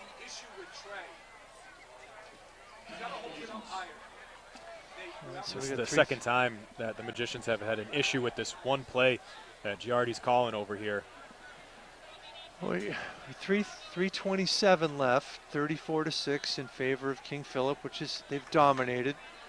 I mean, it hasn't been entirely bad for Marblehead. They had that one big play for the touchdown, couple of turnovers. Yeah, the takeaway is their one touchdown coming off of a turnover by King Phillip. So at least that's a positive, able to get points off a turnover, but they've had trouble offensively create anything on their own. It's been a difficult night, but the pass rush has been so fierce for King Phillip. The coverage has been good. They tackle. Even their twos look like they're getting a good pass rush here, so you don't have to worry about that Sanchez Dawson in the middle anymore. His night's over. So that so the final game of the regular season is back here at Danvers. Always a good rivalry. Then you get into the playoffs starting on November 3rd. Yeah, only 2 home games left. Yeah, next week, North yeah. Andover, and then the last one. And then the Thanksgiving Day game is at Swampscott this year. Yep. So we'll see how good the Big Blue are. Haven't heard or seen much about them. No.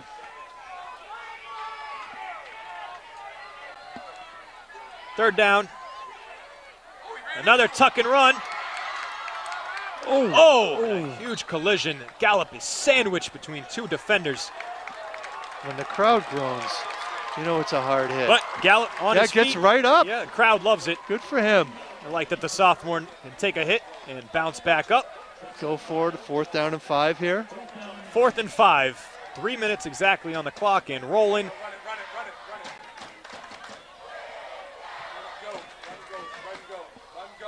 Crowd chanting Finn Gallup's name. Excited about the last play. Gallup looks near sideline. That's a good ball intended for DeWitt. Did he get? No, it's out of bounds. He makes the catch, but they rule him out of bounds. Oh, it was a one-handed catch that he brought back into his body. What a fantastic grab. I can't believe he caught Great that. throw. Unbelievable catch. Look at this. He catches this. That was on 4th Coverage down. is great. Oh, yeah, his foot is just on the sideline. Good throw. DeWitt showing how talented he is, though. Yeah. You said he was playing one-handed. Caught it with the right hand.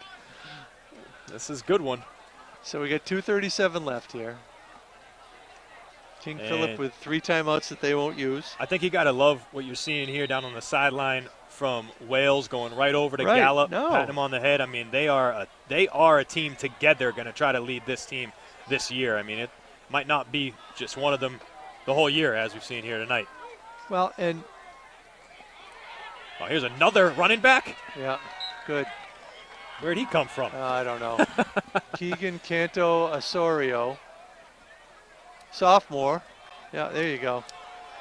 You got a sophomore. So juniors, and his, sophomores all up and down this lineup Sure. in the backfield. And again, DeWitt off. He is in a lot of pain. It's that left arm or left wrist that is ailing him. You got a backup quarterback. Tough here. kid for DeWitt to play through everything he's going through. I think they're going to keep the clock moving. He stayed in bounds. Yeah, I don't think you're going to see any. No. I don't think you're going to see the clock stop. I just thought he might have stepped out, but. So this is the backup quarterback. He's a sophomore. He's 6'3". Zachary Gebhard. Man, they breed him right out there. Scott Zolak. People heard of him, I think. He played for KP back in the day. Did he? Yeah, he did. Yeah. Scott Zolak, the guy who was on the radio. Yeah, ex-Pats quarterback. Yeah, I actually thought he might be here tonight. Thought he might make the trip down, the 3.5-hour trip down. Didn't he go to Maryland? He did go to Maryland. Yep. So he went from King Phillip to wow. Maryland. Not sure if there was a stop in between, but I don't think so. That. Yeah. He was wearing the KP stuff on their simulcast the other day, so he's always at their home games. Good for him. I was going to invite him up in the booth, give him your headphones for a little bit. It would have been a vast improvement. Although I don't wear the sunglasses like he does, so I'll probably be able to see a little better. I just can't communicate what I see as well as he does. The big bright lights of being a celebrity don't follow you around either, no, Gordon. A little bit, but I don't like to talk about that. It's just, I try to retain some sort of humility. 30 seconds left in this one. KP is going to run it out the clock. We got to pick a player of the game, too. We do. Yeah, look at that. Bannis has showed in the second half that he can play some linebacker here. I'd like to see him get more action as a regular. Sure. Yeah, put him and Pacheco back there. Those are big boys. Yeah. That'll do it. Clock winds down from 5 here. The teams will take to midfield and line up. 34-6 is going to be your final here from Christopher Piper Field tonight. King Phillip with the win. They improve to 2-0, and the Magicians drop to 0-2. Stick around in a moment. When we return, I'll announce the Marblehead Sports Shop player of the game.